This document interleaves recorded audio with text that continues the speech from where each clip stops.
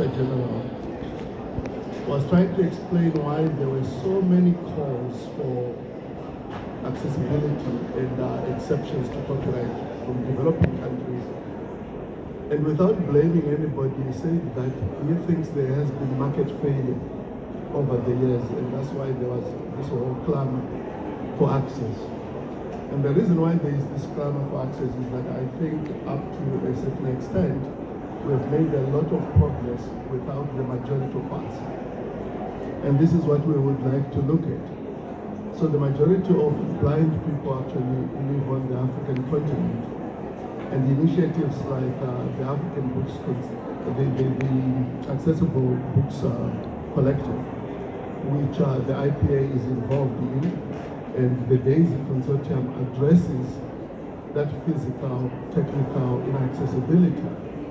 But the situation that we deal with in the developing world, as we hinted earlier, goes way beyond that, because exclusion is not based on disability alone.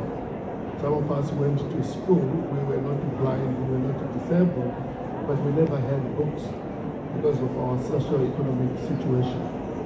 So some of the markers of discrimination and exclusion include, for example, gender. When a family doesn't have resources, you sacrifice the girl child in order to let the boy child go ahead. There is socio-political exclusion. There are ethnic groups for political reasons. They are neglected groups. Exclusion can also be on topography and geographical, because I think there was a study that was carried out that indicated that when you go into the hinterland, the cost of a book goes up by about 200%, which means that there is a geographical factor in that exclusion. And there are many, many others that we can talk about. Some of them include the economic class, social class that we are dealing with. We hear a lot about Africa being the future because of its big youth population. But the question is, how do we make that future meaningful? I always think that there is self-interest in most of the things that we do in what I do. But part of our self-interest with that population is their ability to consume our products will depend on how much progress we allow them to make in their lives.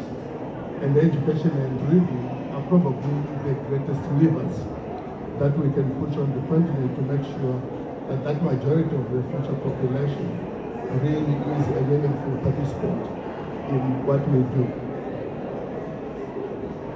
I'm grateful that some of the projects that we worked with in the APIF have really gone beyond technical inaccessibility to include social access, political access, geographical access. And it was very gratifying in the last round to see the amount of initiatives that were taking place. As you indicated, we could only find a few, but there were a lot of them, a lot of initiatives that we saw there.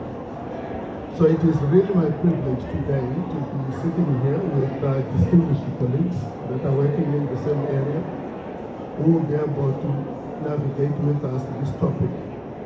So our interpretation of the topic is on inclusive access, not necessarily accessibility, because we are to be a much broader topic.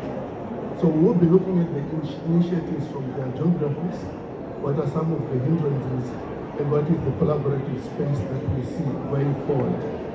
So with me today is Njagi, who is already introduced, my fellow committee member. There is Gautier Chomel from is a consultant and trainer and project manager at DAISY Consortium. There is my sister, Akoss Ofori-Mensah, one of the people that initiated the Frankfurt Publishers. Thank you. Founder and managing director of Saharan Publishers. And last but not least, Will Clurman, who is co-founder and CEO of eKitabu. The panelists will have about 5 minutes to talk about their experiences in their geographies, and we will open a panel discussion among ourselves and leave a few minutes for discussion with you. We will start with Gautier to give us the comments. Thank you. Thank you, Brian. to be here today, and very emotional. So I am Gautier. I'm representing today the DAISY Consortium, which is a global consortium of organizations worldwide committed to a common mission, which is to end the book famine for persons with print disabilities. We have a vision which is to certify book reading experience for